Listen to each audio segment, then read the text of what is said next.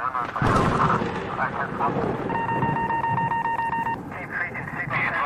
suspect is armed and considered extremely dangerous.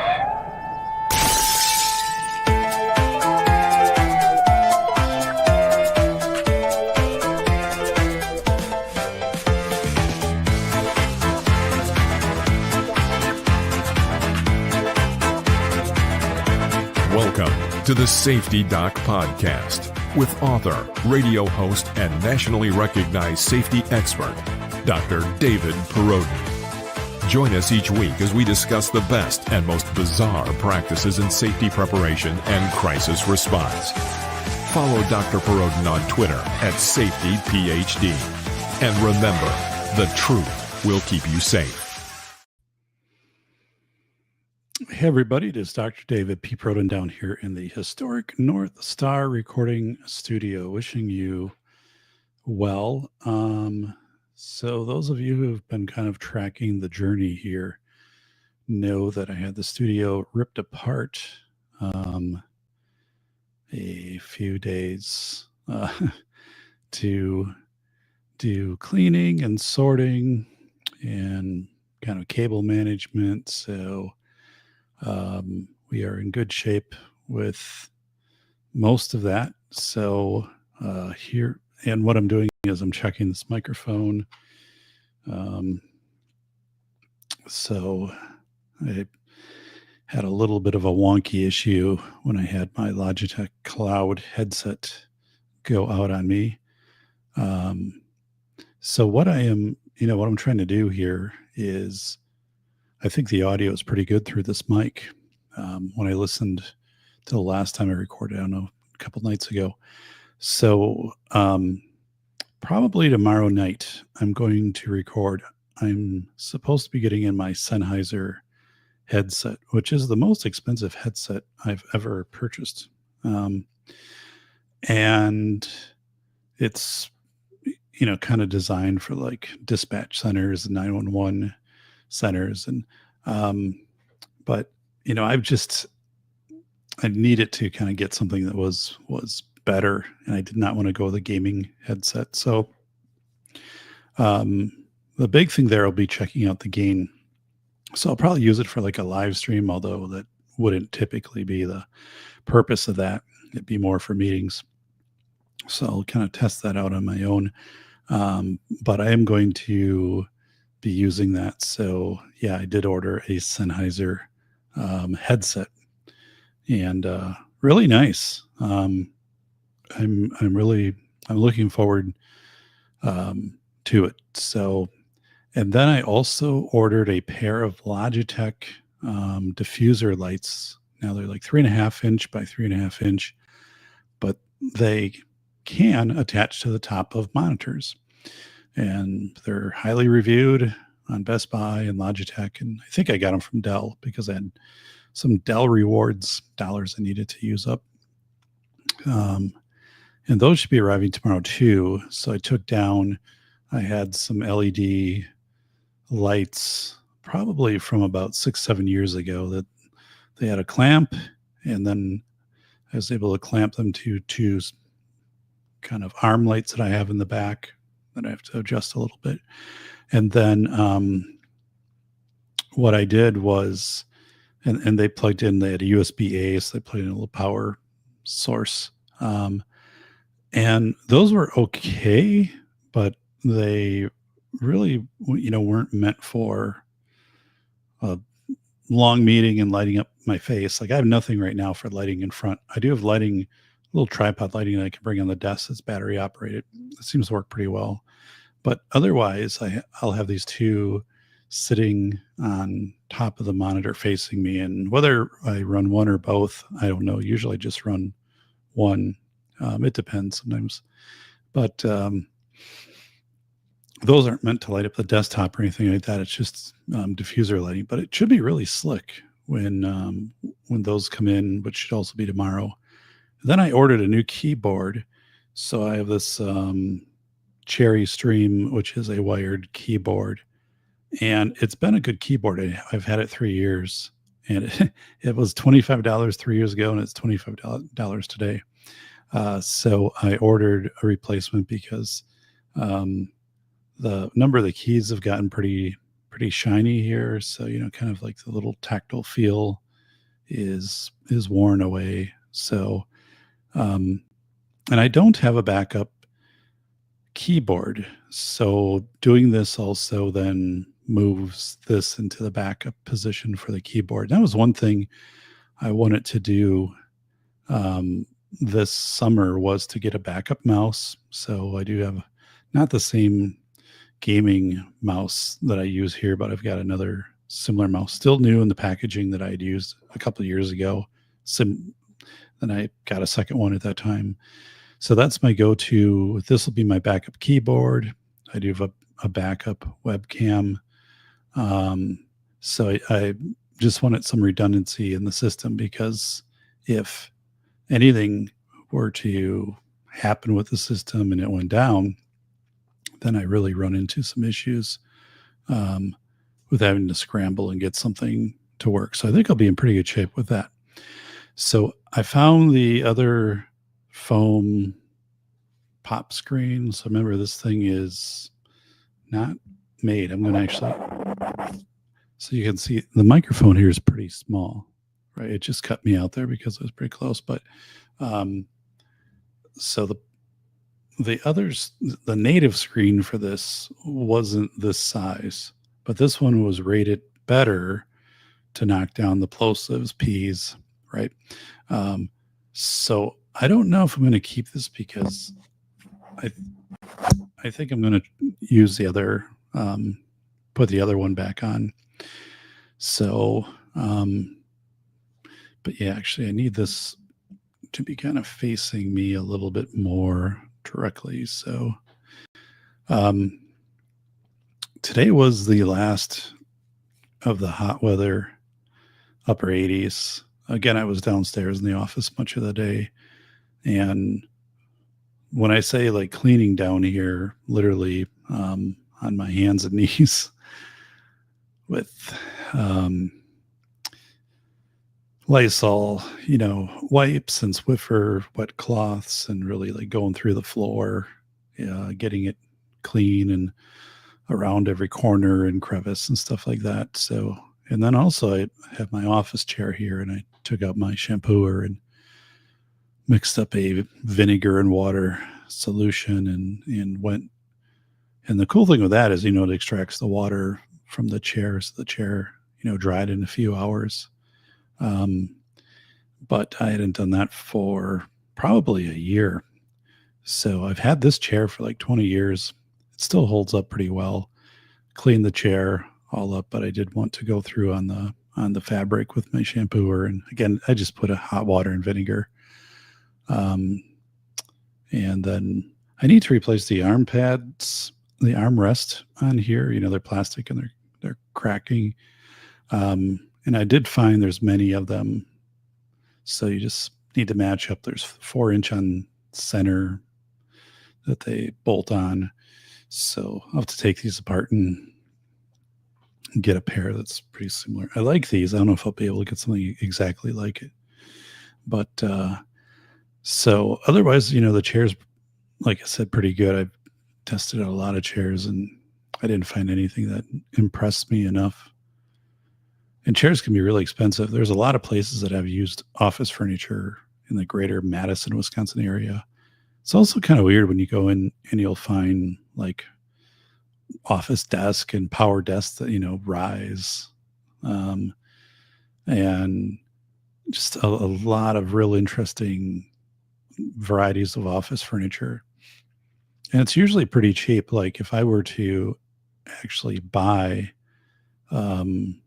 like a desk down here that might have a credenza and, some stuff like that, probably a couple $100 at most, because there just isn't much demand for it. So you see this stuff in the warehouses. And so actually like the credenza in back of me, I got from a place that I worked at. And there's one that's very similar, same depth. It fits great down here because it leaves a lot of room. And they were getting rid of them. So you had to do like a silent auction. I don't know. I put like $22 on it or something. And then I won was the winning bidder, and they've been really great. Like it is the perfect depth because they're shallow down here. So yeah, tomorrow will be 72 and rainy, which will be a big difference because we've had a stretch here of upper 80s and 90s for about a week, and then it'll get up into the upper 70s. But I mowed yesterday thinking we were going to get kind of heavy rain this morning. That was in the forecast, and that never materialized. So, and I raised the mower deck because we haven't had a lot of rain, and I didn't want to kind of shock the lawn. So I could have let it down where I usually mow. So I'll have to mow probably Friday or Saturday. Not a big deal this time of year. And now the leaves, there's a few leaves starting to fall.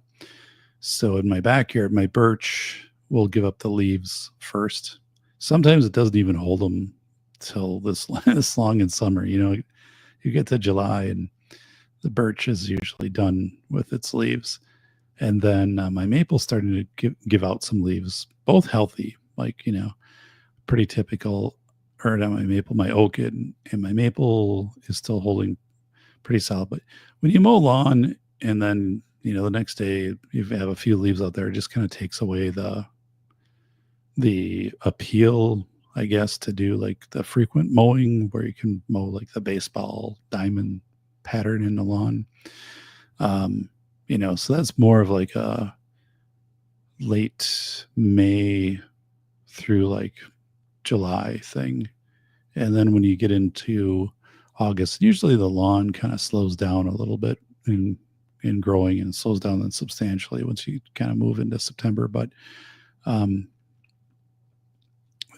it's kind of just more for utility to mow it because, yeah, if you're mowing a pattern into the lawn, you're going to have some leaves coming down. So, but yeah, so updates down here. Yeah, the keyboard will be replaced for $25. This wired Cherry Stream, and you can still buy these. They still make them. Is a really good keyboard. It's very quiet, and that was one thing because I'm usually like if I'm teaching, Zoom university stuff, I want the keyboard to be quiet, and it's kind of like a low to mid-rise keyboard. Just has a good feel. Ironically, like I tested out a lot of keyboards before I found this one. It's rated, very highly too.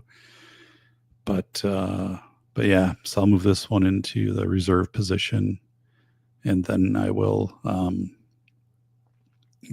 just put the new one in. So it's the same exact keyboard, but I really like it. So look at this guy here, Andrews, using a Logitech. That guy.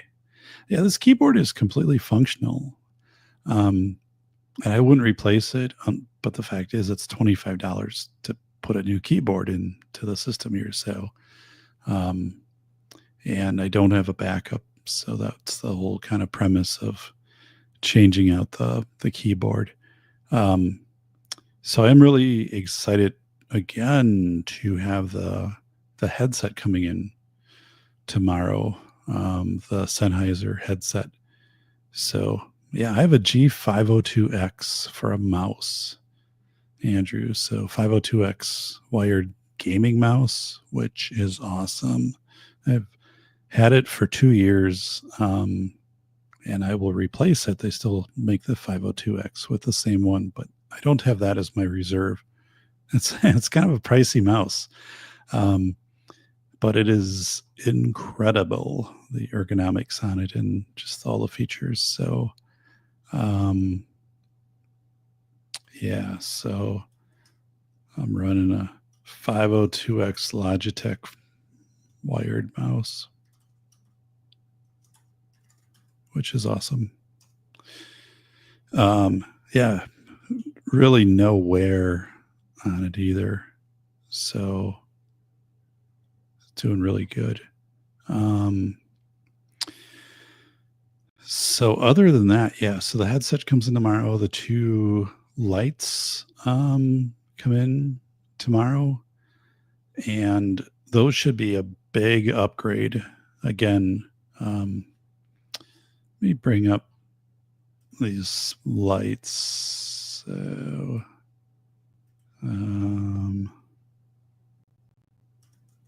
Logitech lights. There we go.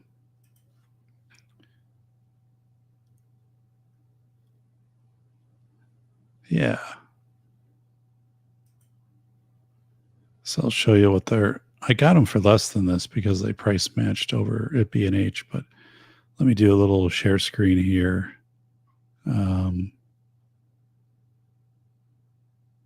Andrew's going to sleep. Oh my goodness, buddy. Yeah, it's later than I thought. I just kind of got around to this right now. I needed to kind of just keep doing some testing and tweaking here. So I'm going to share right now if this at all works. There's definitely a very slim chance it will. Share screen. Let's go over.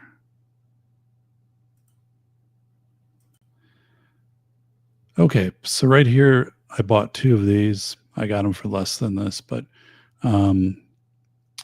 so these lights are about 3.5 by 3.5 inches, and they mount on the top of the monitor. There's different options, but you can mount them on the top of the monitor, which I want it because I have a 32-inch now Dell, 28-pound monitor. So to put a couple light cameras or a little light diffused lights up there is not a big thing. So yeah, I mean, so this is what it looks like, but you can bring the light down, you can angle it. So what I had again were, just probably from 6 years ago was LEDs that weren't necessarily made for diffusing and lighting me up when I was, teaching or whatever. So, and I had those up above, and those would get to be pretty harsh after a while. So I also knew I wanted to change those out because, if you're into like a long class or that you're instructing, so yeah, these will be very nice. I am definitely looking forward to. There's another kind of angle of it. So yeah, and then you can tilt them and twist them. So the cool thing here is, I might keep one just on the main monitor. I'll probably, put both on the main monitor, but I could throw one over on like the side monitor. So the big thing is just so my face is lit up a little bit more. And obviously having this larger monitor and 350 nits helps quite a bit, but that will definitely clean things up to have those. So, and again, I'm looking forward to using the headset. And hopefully the gain, that was my number one thing, is a headset with very good gain and the ability to jump in and to increase the gain. And that's why I went with that Sennheiser, because of its use in 911 dispatch centers. It has like noise canceling and all that, which I wasn't as concerned about because it doesn't really get noisy down here, but still, it had really strong reviews on the mic gain. So let me get this out of here. So yeah, so tomorrow is going to be 72 and likely rainy. Let me see. And if I like that, see, it's not really meant to light up the desk. And the other ones weren't for that either. They weren't for work. They were only to light me up during when I was yeah. So that was the only purpose.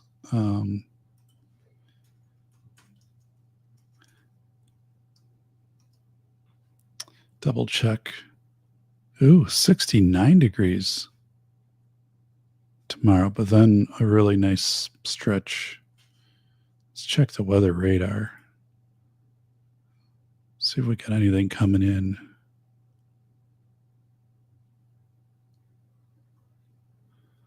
Yeah, there is. See if it makes it this far. I don't know. Looks like it might. Could use the rain.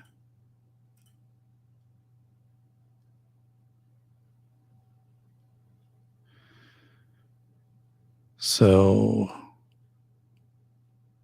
I don't know. I see the alert here for the 8.8 earthquake.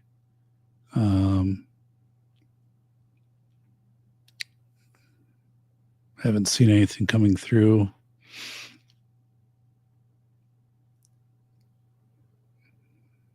Okay. Wow. Okay. Dun, dun, dun, dun, dun.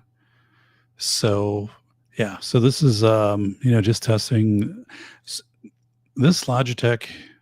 So the Shure MV7, they updated. Well, Logitech came out with a new software. So I'm running this Motive software, and they aren't supporting it anymore. So now they're running a mix software. And I went, and it has very bad reviews. So, like out of 228 reviews, 99 are 1 star and 22 are 2 star. And just people saying it doesn't work. It doesn't work as good as the previous software. So because this isn't connected to the internet, I'm like, well, I don't want to download new software that isn't going to be reliable, and you have to uninstall the current software to install the new software, and then be like, oh, I just wish I would have kept the old software, because I have a lot of software that I've never updated, because it's kind of a one-time deal, or the updates ran out, so it's just and it still works fine. And that's where I was like, I'm not gaining anything by doing. I have more to lose by getting rid of my Motive. Plus, the microphone's not that old, 3 years, and it was supported up until a month ago. So any of the software on here obviously is working with Windows 10 and 11. So, but yeah, that was kind of a crazy thing. So it's the Armored Ghost, free open source software for the win. Yeah, I need to look into OBS, and part of the reason is I don't have a good way to record myself in video. I have UCam, but UCam is kind of gimmicky, so meaning I can put myself up on a scoreboard and make it snow and do stuff like that. There are some features of it which I kind of like, but professionally it doesn't interact very well, like with Zoom or Google Meet or something like that. And then the thing is, and I have a lifetime, well, I bought it, so I own it, but now you have to subscribe, and then it's a new version. And then, so I'm like, again, I don't want to get rid of that. But if I had OBS, that would be pretty cool. I think if I learned how to do that. Do you still VHS? I do not, but actually when I was cleaning today, I found a VHS tape in a big plastic case, and it was from 30 years ago when I played my roommate Nate in the Sega Super Bowl. So we had a VHS camcorder we set up in our college apartment and had some people over. We played a whole season, football. We kept the score. We wrote it right on the wall, so we had to paint over the wall when we moved out. But actually, I had moved out a semester first, so I wasn't having to paint over that semester earlier. But and so I do have the Super Bowl, which was like announced by one of my other roommates, and I don't have a VHS player though. So, and I did have a lot of VHS tapes. I had a lot of them from when I was coaching basketball, but then I ended up just tossing them because I didn't have a player and the tapes were degrading. And but an interesting thing, right, is like I do have an optical, like a CD player burner, DVD player burner on my computer, and when I was talking to two computer places, the local place and then down in Madison, they said the optical drives is very rare nowadays. And getting a case to accommodate an optical drive is very rare. Meaning like you're just not going to have those. You're not going to have CDs. So I'm going to have to buy an external USB or USB-C CD player and burner. So I'm not sure how that will work when it comes time. So do I throw away old computers? So typically what I do, so this computer was built in 2018, is I just continually have it updated. Like, this summer I have the 2 new drives put in, and then I'll have it put up to Windows 11 Pro next week. So basically I just gut and harvest. So when this machine gets rebuilt, I'll take as much out of this and move it to a new machine, meaning like the NVMe drives, the optical drive, the card readers, as much of that can move forward. And then the rest of it will just be parted out. And then if it's drives, I usually keep my old drives, my old hard drives, but not really as redundant, right? Because they're normally meant to be plugged in the PC. And if you don't give hard drives juice every like 2-3 years, they can pretty much fail. So if I do dispose of hard drives, I physically drill through them. So, and then I take them out to the county recycling center. But yeah, I'll drill through all of my hard drives. Now it's solid state drives, and so anything that's a drive though, like if I'm getting rid of that, they'll be gone. But yeah, I don't resell anything. So, and thankfully, again, this machine should run once I get it to 11 Pro through like 2030 for what I need it to do. I mean, I've got 64 mega RAM, NVMe card for my main drive, 2 terabyte is my operating system, my programs, and I'm running primarily a new solid state Western Digital Blue as like my write drive, like WRIT for any videos. And I don't do a lot of those, but so like technically there's not much I need to do to keep this machine up and current. Like I said, I've got the big monitor now, which is awesome. This mic is rather new and hasn't been used a lot. The headset will be here tomorrow. I went with a Sennheiser headset, most money I've ever spent on a headset. And then my lighting, my Logitech Brio is awesome. I've had that maybe like 4 years, and my backup is a 920, which sucks. That is a bad webcam, but that would only be short term. But otherwise, yeah, I'll be doing less down here going forward.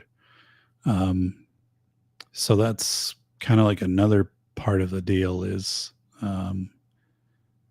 I'm cutting my work hours, back substantially, because, I'm old and I'm retiring. So, where, 10 years ago, 15 years ago, spent a lot of time here. And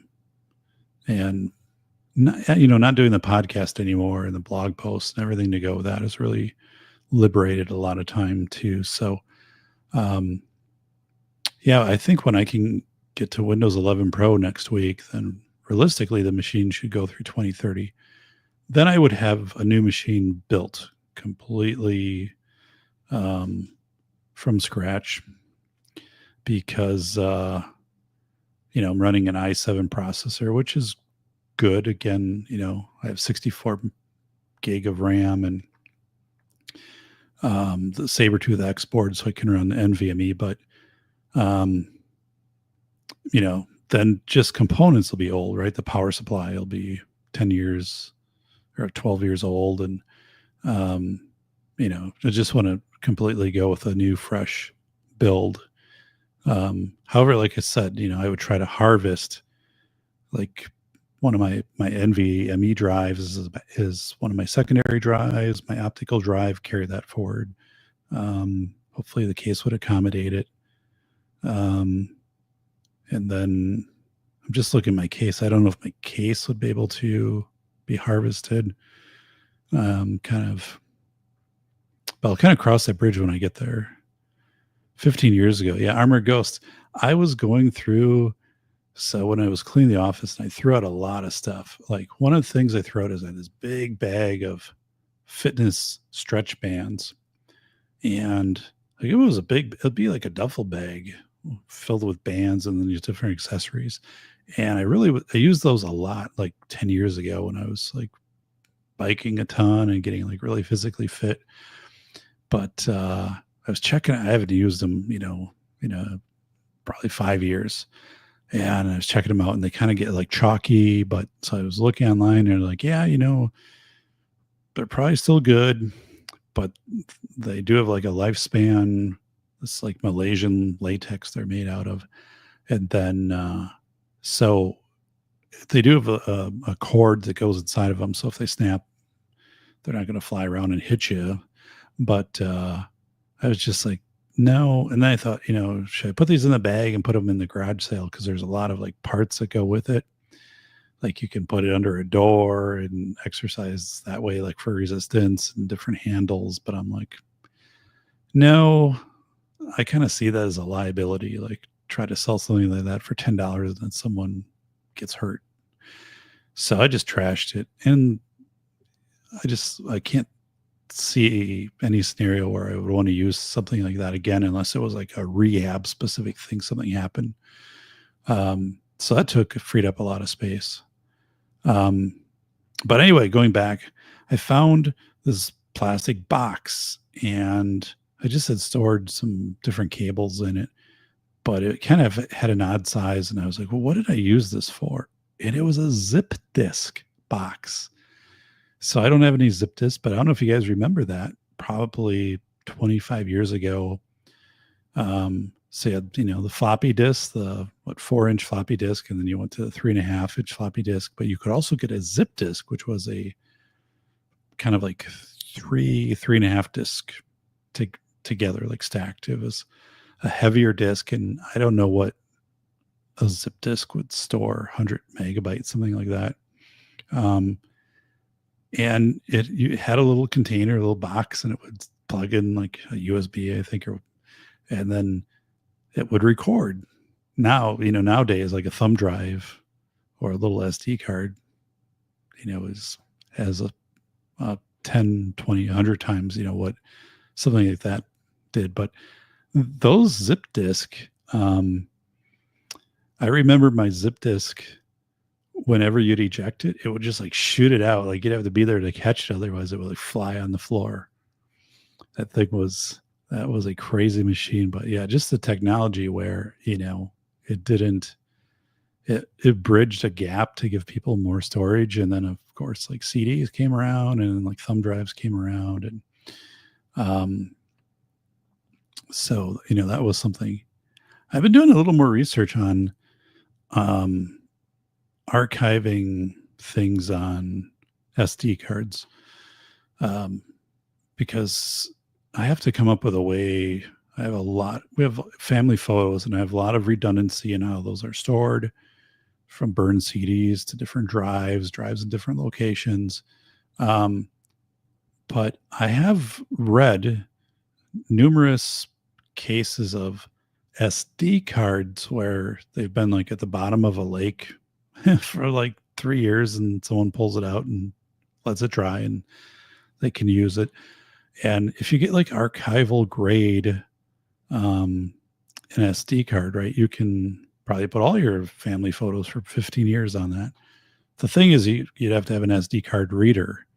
Um, but that was kind of interesting to me. It really seemed like if you're going long game for like storage, like go with some SD cards, for stuff like that. So I think I'm going to invest in, I don't know what they go up to.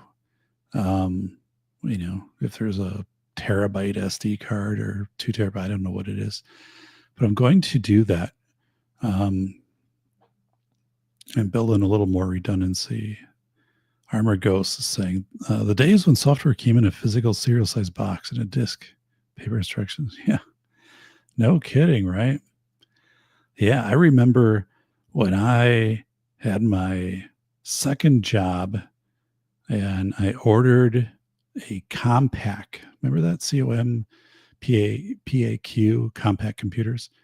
So I ordered a desktop.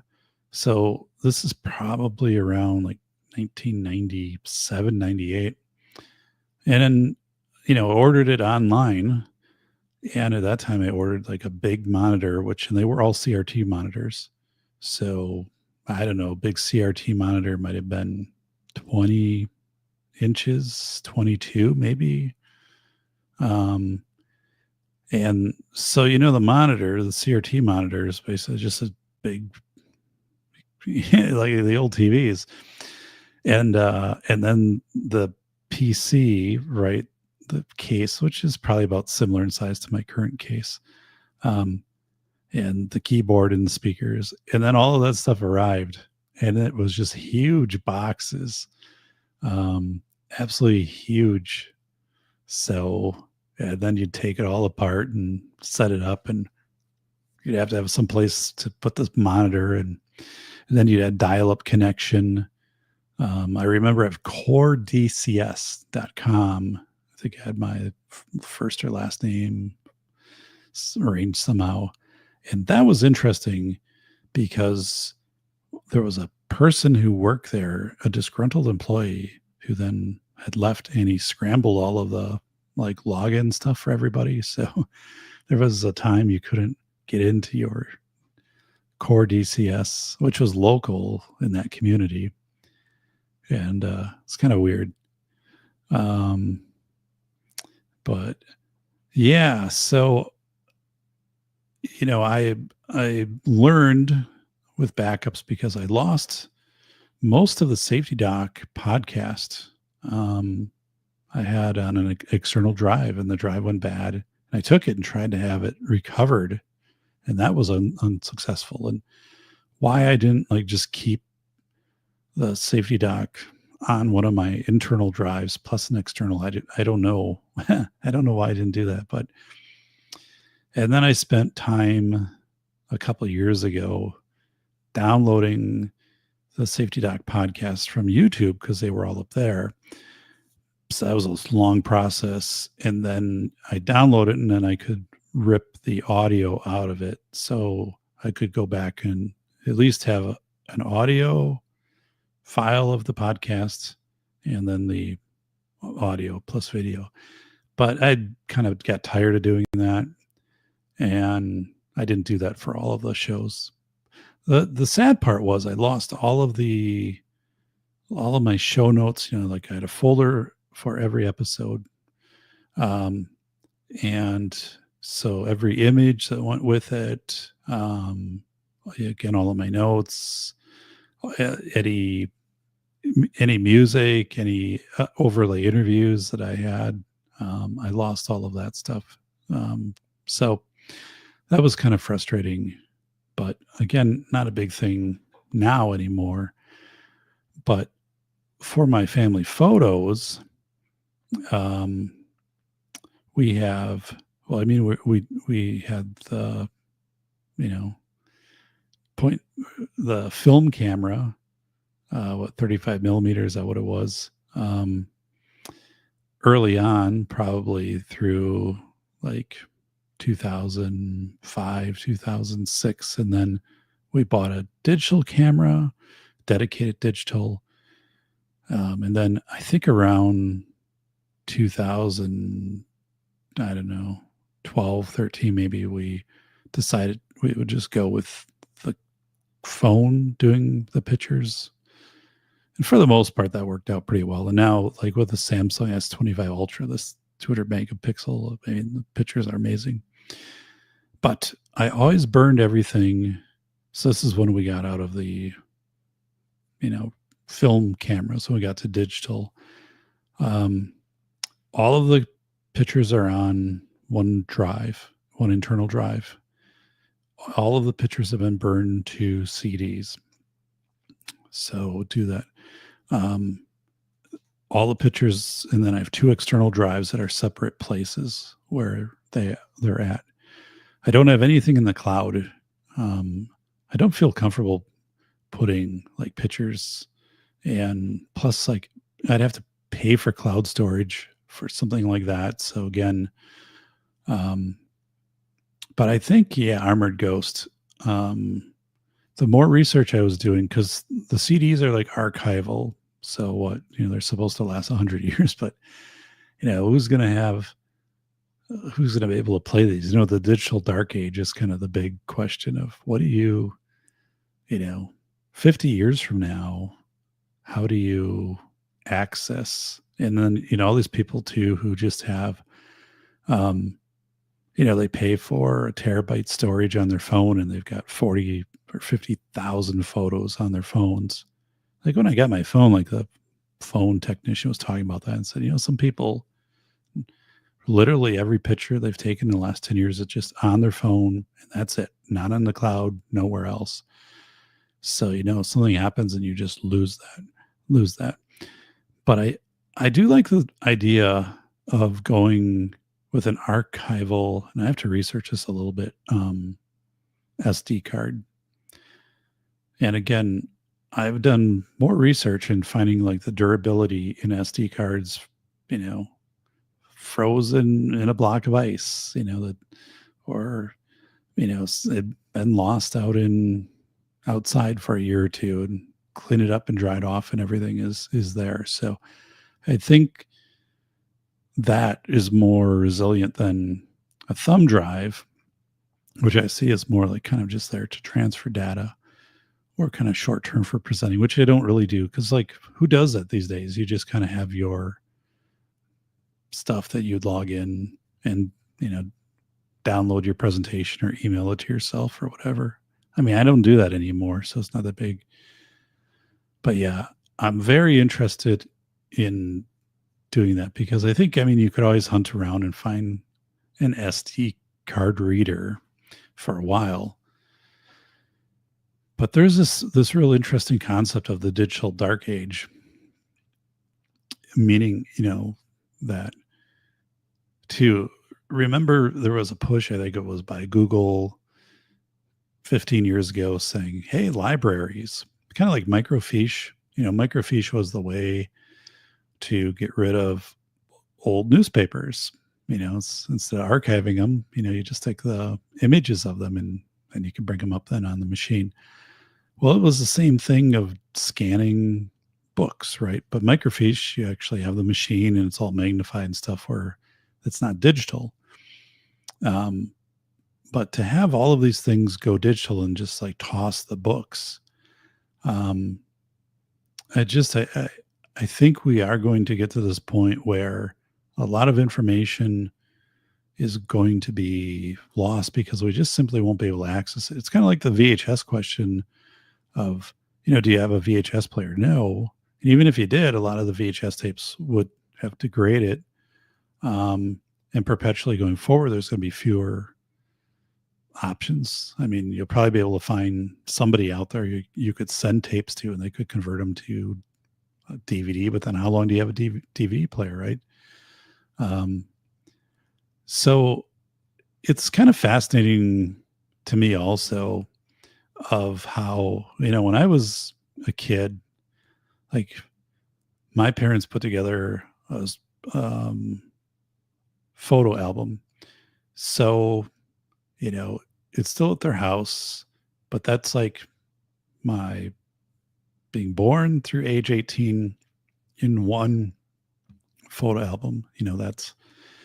And obviously taking pictures back then was kind of a rare occurrence because you'd have to buy the film, be careful with the pictures because the film wasn't cheap, and to have pictures produced.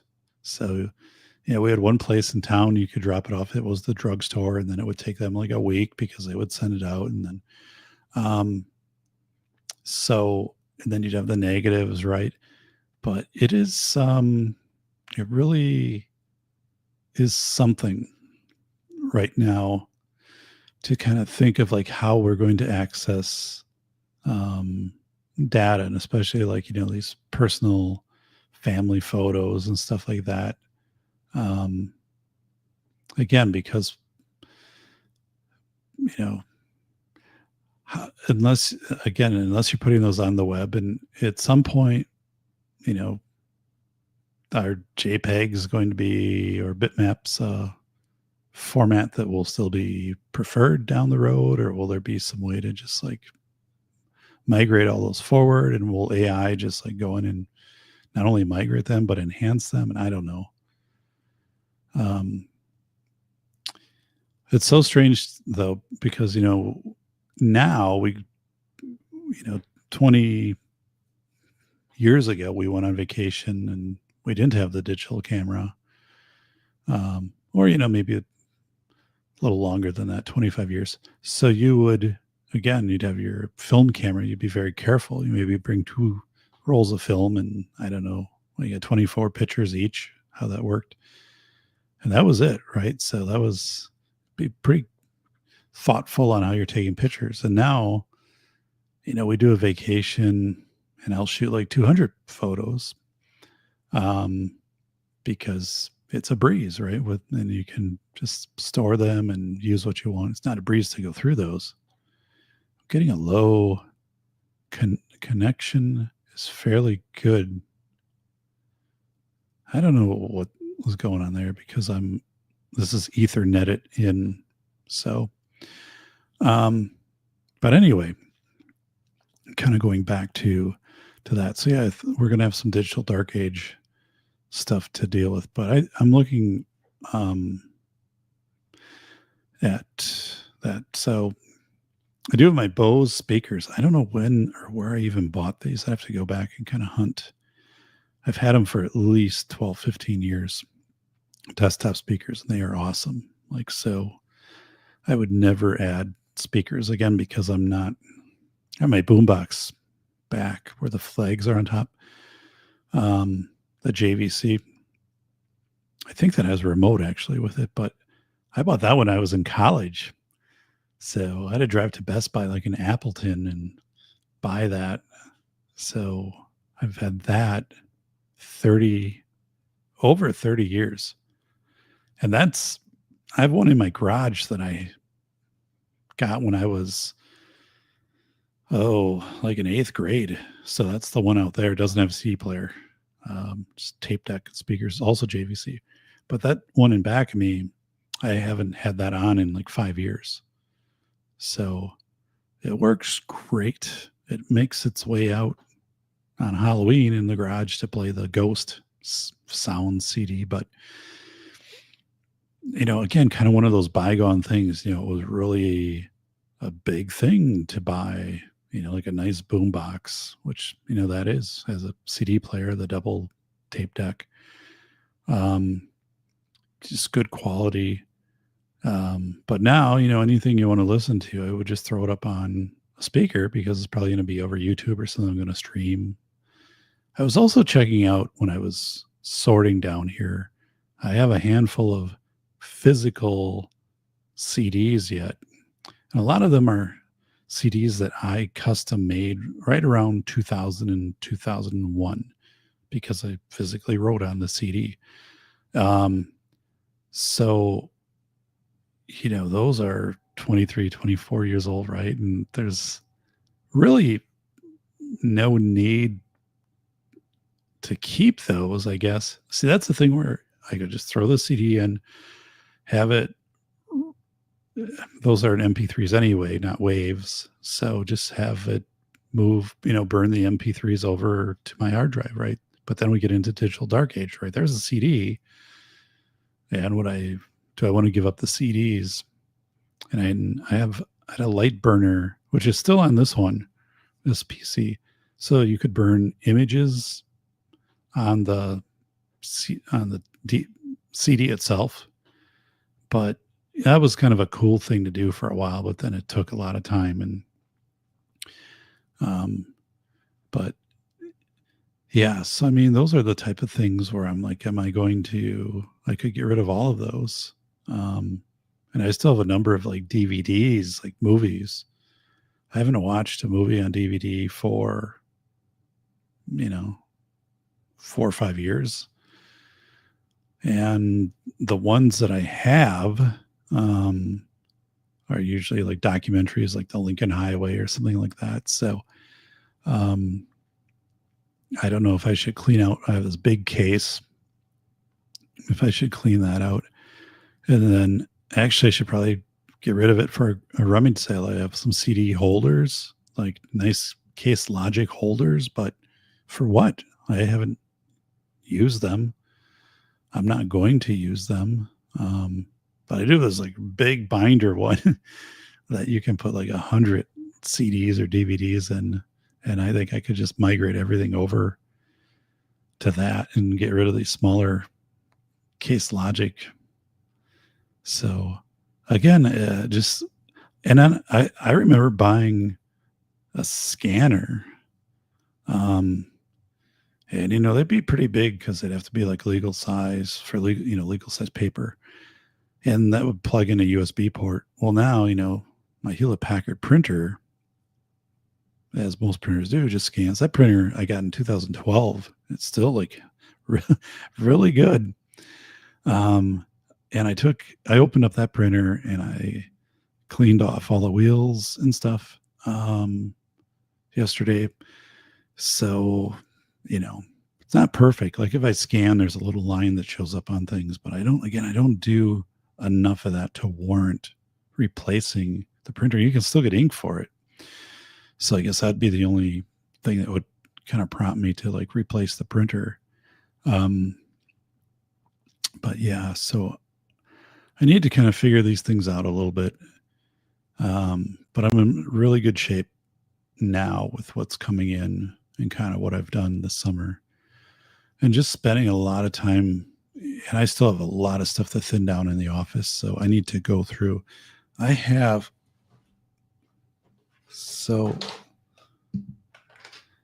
blank thumb drives. A lot of these are, let's open it up. Here's a Lexar, it doesn't even say like how much, I don't know. I mean, these are like meg. Oh, this one is 8 gigabyte. That's not bad. I have a lot of these drives. This is the drive Aaron Clary sent me. These have this is a very unique drive. Aaron, I bought his first, 100 or 200 podcast. So back like 10 years ago, Aaron Clary, Aaron's a friend of mine, was selling his podcast. You would send him $20 or something like that, and he would send you his podcast. And he sent this in a regular envelope, and I remember the envelope got all mangled up at the post office, and then they had to like put a new label on it, and they put it like in another envelope. And this thing is this is really a cheap drive, but it had all of his podcasts. An interesting thing is he had a computer failure and lost his like first 100 episodes, and he just had audio at that time, was because I think he had his videos uploaded to YouTube.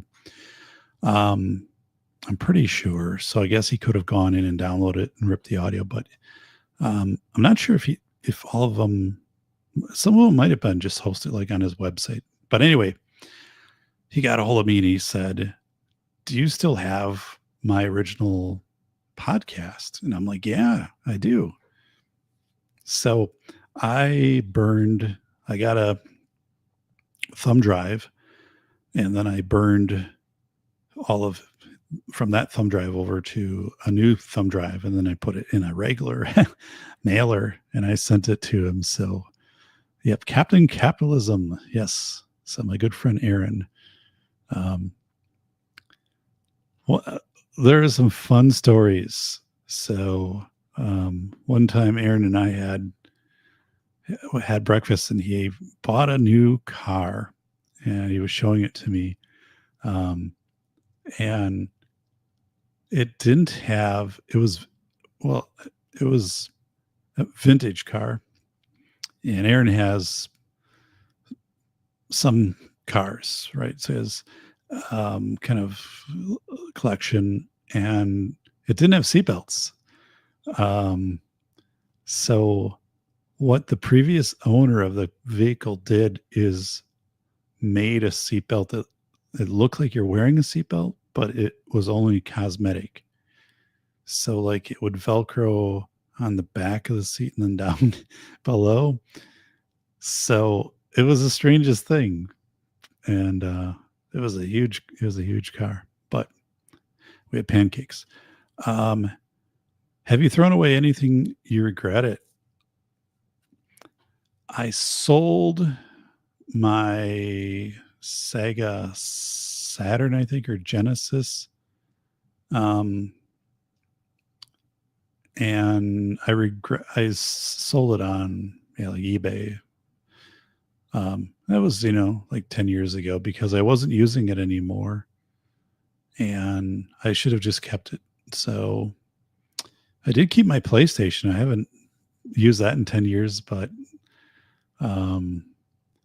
yeah, getting rid of the Sega Saturn or the Sega Genesis, I do regret. I should have just kept the gaming system, because it was, the old Madden 92,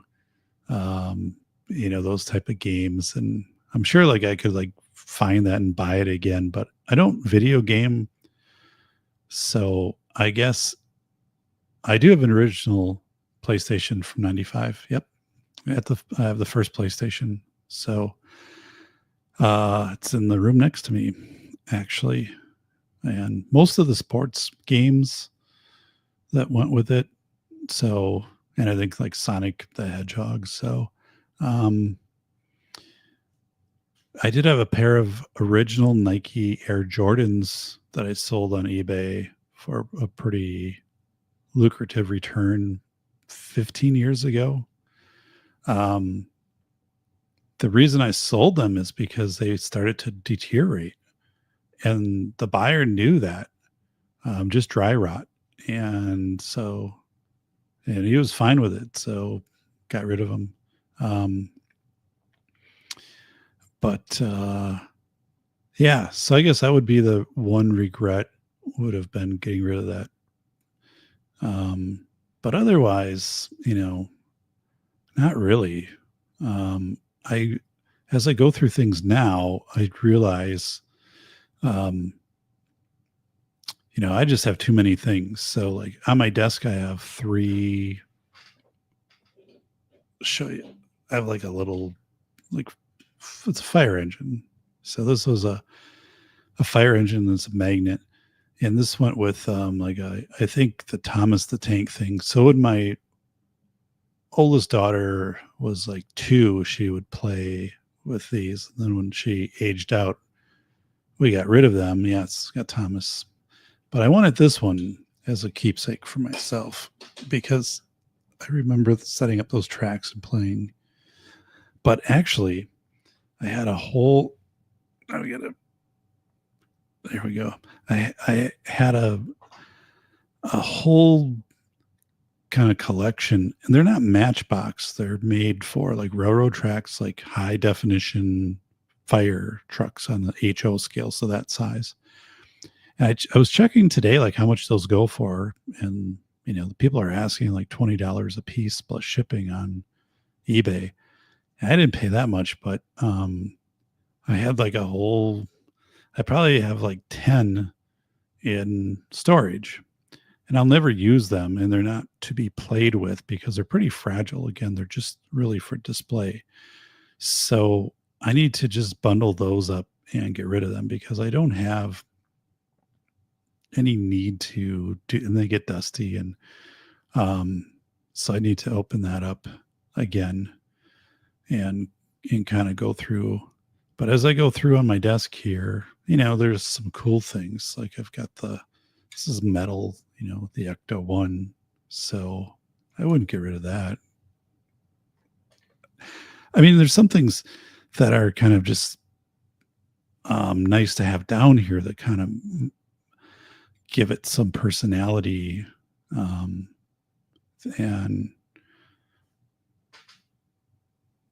like right here, this is the pitch this is the baseball I threw out when I was as the opening day pitch, July 31st, 2019 at Wade Stadium in Duluth, being recognized with School of Airs and my safety doc work. So there's, some personality kind of built in. It feels a little bit more like clutter on the desk right now. But I don't know of this what necessarily I would get rid of. Because the things that are here, as I'm going and kind of looking through, typically do have some meaning. I could probably, I have different like cups with pens and stuff like that I could probably consolidate these down. So, I mean, that's an option to do. But otherwise, yeah. So, it does come to be a lot of stuff to dust, but I think it also, if it was too sterile down here, it would be really hard to kind of work. So one of the things I wanted to share is, so Armored Ghost, if you're still watching.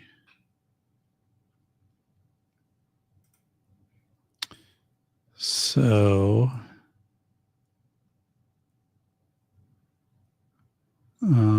right here.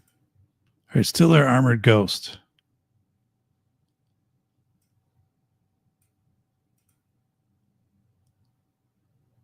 Are you still there? Okay, I'm going to bring this up. So there's a kind of a neat story that goes with this. So this is the wall in back of me and a little to my right. So the way this hand is going. So this doesn't show up on camera. So I guess what is back on? So you can kind of see like the diplomas right now, but you don't see this, right? So this is a 1-inch print from Staples of me. That image is the thumbnail from when I presented on PBS in 2019. I always like that image. It's on PBS. If you go and you researching or school safety. But it has the YouTube play button or the play button on it, I guess. So, and then also like I got this frame a few years ago. I had my Madison diploma like in a file, in a hanging file for probably 5 years before I decided to actually put it in the frame. So these are some other degrees, professor of the year, but anyway, this is made really well. Got it from Staples, but let me tell you the story. So I wanted this in my office because I like that image. That was a terrific presentation. I was able to hang out with the audience afterwards. We were able to walk around Madison. It was warm. It was July 3rd, I think. And it had stormed during the presentation, but the power didn't go out. So there was like a lot of standing water outside. It's just, but it had a really good energy. But I like that picture. And I contacted PBS and I said, hey, can I get that picture used as a thumbnail still from the video? And they said, no. I'm like, come on, just for me, like I'm not marketing it, nothing like that. I said, if I want the picture, and they still said no. So I don't know, 4 months ago, maybe I was in Grok and AI, right? And I typed in, is there a way to get a high resolution thumbnail from a TV show? And Grok responded and said, yeah. And then really started to be like, give me a link, let's see what we can do. So I'm like, right here it is. Here's the link. And then it said, usually there's on the same website, there's a back door that will lead you to the regular full-size image with or without the play button. And I'm like, all right, can you find it? Can you share the link to me? Can you get the image? And it's like, yeah. So it found the image. It was going through like all this like kind of code on the screen, and it found this image, and it was high. You can tell like it was high resolution, and it gave it to me, I think, as JPEG. And then I did have a friend of mine run it through, who's a professional graphic designer, run it through some enhancement software. But I mean, I was able to get it, and it's in my office. So it kind of a strange win for me, to have been able to get this photo to then upload it to Staples, who I will say, I also have images like this of my book covers, that this is landscape. Those are portrait. And I had those done through Walmart, and the Walmart photo production for the wall prints, because this is like on a foam board type thing, what isn't as good, like the color contrast and stuff now, because it's just like book covers and not an image of a person, not that big of a deal. And they actually stopped doing that, these 30 by 20 prints. But Staples is very well known for doing these in a high resolution, for, professional presentations. And so it's just, the colors look really good. And up here, like this is just light reflection in the room. And this is excellent. So any kind of like, this is just, reflection that's coming off, there was no one, because you can see there's like reflection here. Right. So, but, chalk one up for the Diesel Navy. Dun, dun, dun. I couldn't believe that I got this photo, and I was able to put it into wall art in my office. I think it looks cool. I didn't go back to the 2013 PPS presentation because I could have probably done the same on that. I just wanted this image. The other ones didn't. Yeah, from down Periscope, right? So I think I've got that on DVD. Is this boat going to float in a parade or something? So the USS Rust Bucket. So it's a good movie. Kelsey Grammer. So the Lard, Rob Schneider in that one. So yeah, I feel like I won by getting this image. I thought PBS was unreasonable to not give me the image. I mean, I don't know what anyone else feels, but I've got it. It's in my office. It's not in screen most of the time right now. But I'm like, I did the presentation and I was willing to pay for the image, within reason. I'm like, what do you want for it? Because you can go into the archives at a lot of these places and, like the Historical Society, right? And it'll say, buy this image. And then you can. There's conditions on how you use it. But again, like I said, it's only going to be in my office. This isn't going on the road with me anywhere. But I was determined, and I think it really, I had that place marked off on my wall with blue painter's tape, like where I wanted that. So it just kind of happened. Louie, they're like, oh, we found some beard up fishermen. So yeah. Wow. So yes. Dun dun dun dun dun dun dun dun. So yeah.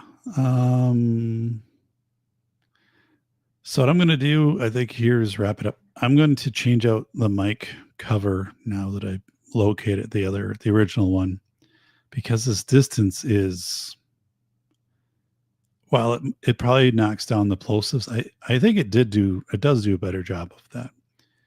But again, for what I use it for, I'm willing to deal with some plosives, and to have the mic a little bit closer. So, but I think I've figured out what was going on with the system after the cloning of the drive, and things are really like coming together. And there's this QHD Dell monitor, again, a 3225 DE. So if you could press under the monitor on the left side, and it lowers down a USB 3 port and a USB-C that's powered with 90 watts. And the monitor itself will take direct Ethernet, which I still can't figure out the value of that unless you're putting this monitor like in a hallway or in an office and it's displaying some static stuff. I don't know. Like the P series for Dell, those are always like office and work monitors. So that's, kind of what you're looking for, what I'm looking for. But I don't have anything. I don't have a USB-C on my PC. I have USB 1, 2, 3, but I don't have a C. So this now gives me a C port if I were ever to need one.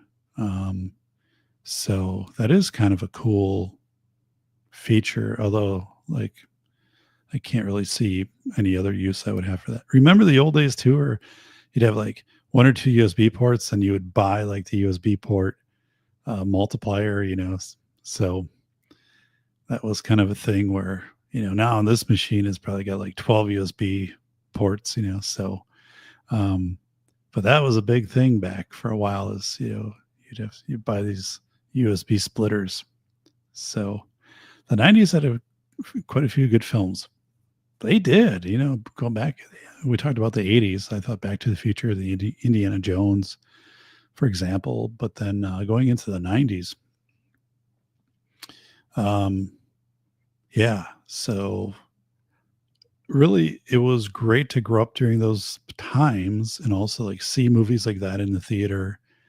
And, it was just a whole experience back then because that's when Dolby Surround was really kind of taking off too. So, the theaters would showcase that, and you really couldn't replicate that in a home environment. I mean, at least not easily.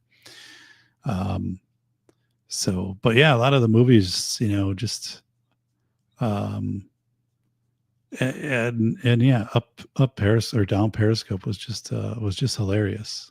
Um, wasn't Happy Gilmore was in the 90s, too, so kind of going through, but there's really isn't a contemporary movie that I've watched, or that I would want to watch or like. I mean, every once in a while, we'll watch Caddyshack and more. I like Caddyshack, but for the backstory, because I watched a documentary where it was Harold Ramis's like first big film and how he kind of stumbled through that, the learning curve, and then also Rodney Dangerfield's first film debut, and that there was a hurricane, so they shot wherever they shot the at the golf course, there was a hurricane that came through, so they had to all of the cast members and everybody stayed on site and kind of boarded up, and they had the hurricane party for like 2 or 3 days, and then they got things cleaned up enough where they could shoot and end the film. So just kind of knowing the backstory on Caddyshack, and it's just lighthearted and fun. I thought it was one of Chevy Chase's, and going back like with Fletch, and Fletch Lives, but I thought Chase was really funny. So, yeah. So anyway, by the next test broadcast, I think I'm going to have the headphone. Again, I got the Sennheiser, which is the most money I've ever spent on a headset. But I was just absolutely done with the gaming headsets for business meetings. And again, this is functional. This looks okay. And usually, like when I have business meetings, people say like, "Oh, like that's quite an amazing background you have there, things that you have going on." And again, I cleaned it up, because it's professional. In the back, I mean, the guitar was my godfather's. He's had passed, and I kept the guitar as remembrance of him. But it works because it's like an acoustic guitar in the background, and it doesn't overpower, like an electric guitar might. So like, I could do interviews and things like this, and the backdrop, looks appropriate. But I could also, obviously just blur it out. But a lot of people, interestingly, will comment and just say, "This must be really neat office." I'm like, yeah, it is, but it's also in a basement and it's not heated, and it's very, very cold down here from like November through April, like very cold. We're talking like low 60s and low humidity, and some always wearing like a fleece over like a dress shirt. And so, and I'll work down here, I'll have like a winter hat on. So like if I'm not doing anything on camera, that's just kind of one of the features of being down here in the studio. And yeah, this is what it looks like when we moved in. The left wall's been kind of updated with some of my godfather's pictures from New Mexico, like paintings. And so this I did purposely go in and theme this out. So the right side has my book covers over there. And then as you saw in the back, like me presenting, and then diplomas and the Safety Doc 3D sign that Coop made. So, it looks really good. Um, and putting in the LVP, um, that synthetic wood flooring was a really good move. Although that has been perfect, it has not been perfect. But I had carpet down here, and that's just in a basement, get icky and damp. And again, we never had water down here, but because it's a basement, as humidity would change and stuff like that, and just any dampness that might be on the slab. Plus, we had cats that would sometimes go to the bathroom. Don't have that now with any other cats, but when I put this floor in 3 years ago, I mean, just makes things brighter. And this is one where hypothetically, if it was submersed, you'd still be able to, it wouldn't warp because it's anyway, again, fortunately in this house, there isn't water in the basement. But it became easier to clean just with a Swiffer, and then you didn't have kind of that musty smell of a carpet and so the office, yeah. One of the things that I need to do is it's only 7-foot high ceiling down here. So I do have they were fluorescent lights. They were just like two little can lights. And the way the joist runs, it's a little hard to do wiring down here. But so I had fluorescent lights put in, like 4-footers. And then I had those a couple of years ago changed over to LEDs. So it's the same fixtures just with LED inserts, and those work well. And then I have overhead lights on the main in front of me, and there's a work light over. But I do need better lighting down here. And now that you have these flat like LED disc,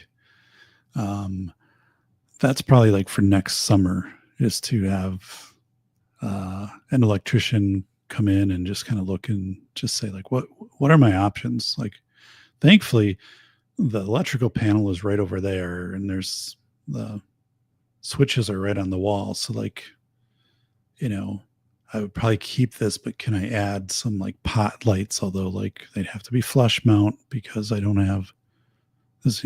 Again, it's only a 7-foot ceiling. And I can't really do track lighting down here again because it's a 7-foot ceiling. So, and I'm sure there will be options of things that I can do to add a little more, light into here. I tried to get like an architect light, like, articulated arm thing, but it's really hard to find a good one of those. And then also like where I would actually put it. So this LED light that I have, this arm light to the left of me is pretty good, but like not perfect. So I will say though, I can tell that with a 32-inch monitor and 350 nits or brightness, that is throwing more light into the environment. Like my face is certainly more lit up. I have no other lights going on toward my face. It's just being lit up by the monitor. And that wasn't the case before with the 27-inch. So that's, kind of making a difference, too. All right. So yeah, I'm going to keep going through. I think these old thumb drives, see, that's the thing. Like, what am I going to do? So you got a 1 gig old thumb drive. And that's the kind of thing you don't put in a garage sale because I don't know what was ever on there. Did I ever have any confidential financial documents that I had on there at some point? So those things, it just makes more sense to destroy those. I have my shredder in the back, which I've had like 25 years. And the shredder is made as a port where you can drop compact disc and it'll shred those. That thing is heavy duty. It has like a light if it's overheating. that was kind of a big thing back in the day. But it works great because it doesn't get used a lot. But yeah, I think I need to go through on these thumb drives and just a lot of this stuff kind of just, take a drill through them and then, get rid of them.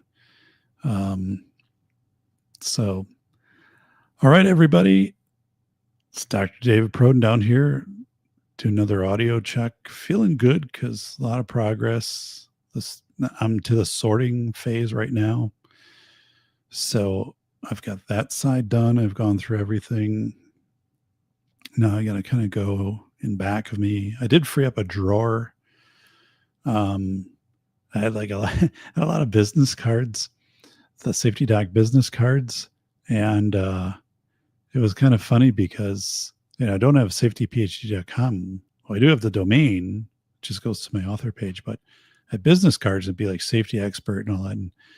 And so I probably ordered, I don't know, 10, 12 years ago, like maybe 200 business cards. And they weren't that expensive, but they're nice. And then like from Instaprint, well, practically in any given year, I'm giving out 2 business cards maybe. And the reason is only so someone has probably your cell phone or your email. It's not for business. It's just like, yeah, here's my email address, get a hold of me or whatever. But like that has dropped off so much. And I don't want to really use those cards that link out to Safety PhD because I'm not trying to do any consulting anymore. So I just tossed them, just got rid of those business cards. But yeah, I went through and I freed up a drawer. So what I'm going to do is to have 2 drawers for electronics, and one will just be like for cables, like HDMI, DisplayPort, stuff like that. And then the other one, I think I'm going to move my external hard drives to that one because I have 2 different areas for those, but I'm going to, I think, kind of free that up. But I need to kind of separate out. I just want like a drawer that is just basically like just cords. And again, like I don't use a lot of that, but ironically, I had a very high-end 8-foot HDMI cable I had never used, but it came special in a bag, and I think I had to order it. And I'm using it for the main monitor now, so I had never used it, and now. And then if I have stuff that doesn't match up to anything, I'll just like can it. But had I not kept that DVI-D port to HDMI converter, if I just would have tossed it because I thought I'll never need this. Yeah, I do need it. So, and I have a lot of those Velcro ties I have to kind of corral for the cable stuff. So, but anyway, I'm going to go through that and then, yeah, just kind of figure out what's going on through every drawer. And one of the problems I have right now is I have extra copies of my books and hard copy and paperback, but like, I want to get rid of those. And School of Airs came out in 2019, and most libraries will not accept donated new books before 2020. Even I was checking with the prison system in Wisconsin, and it's kind of the same thing. They're like, nope. So I'm like, so I need to figure out how I'm going to get rid of these books because they're not doing me any good to have, multiple copies of these books. And so I don't know who to, if anybody wants a book, that I would send one out to. Like, that's the whole thing, is I just don't know. The best thing, is to try to get those into circulation, maybe at some libraries. So I guess I could spend a little bit of time with that, trying to contact a few and just say, hey, like, your acquisitions department, if I sent you these and they're new and hardcover, right? So, because if you're in the that's one thing, libraries don't have, very robust budgets anymore. But then, my books are, when libraries subscribe, they'll get the ebook copy. And then audiobooks is a whole different thing, because I did my Find Away Voices, which got bought by Spotify. And then, I don't even know. That is such a weird process. And then, once it's like a 7-year contract, and then how do you get the rights back for the book? And I'm not really worried about that, but every once in a while I get these little emails say, hey, you got a royalty payment. So then I have to go into the system and figure out where it is, and then I gotta move it over to my account. And so yeah, audiobooks, and I think I presented on that once, as a weird animal of how that works. And so I'm glad I did both of my books in audiobook, that they're out there. But places charge whatever they want to charge, even if you set your certain rate. I own the rights to my audiobooks. I had those in my publishing contract, that any audiobook would be, if I decided to do it, that the publisher, as long as it wasn't abridged, meaning that it wasn't a different version. I mean, when you do an audiobook, every once in a while, there might be a few words you change or something like that, but 99.9% of it is identical. But it's interesting. So, all right, I'm out of here. So, wait a second. Whoa. Wait a second. All right. How were the beans and chili that you had for breakfast? They were delicious. Thank you for asking. But now I am very gassy. I'm sorry to hear that.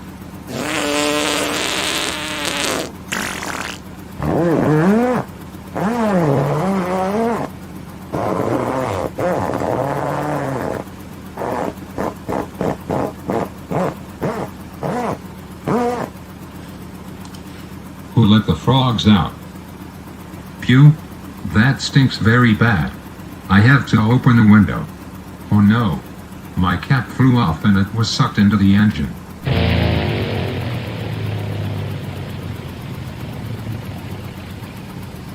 Holy smokes, the engine just cut out.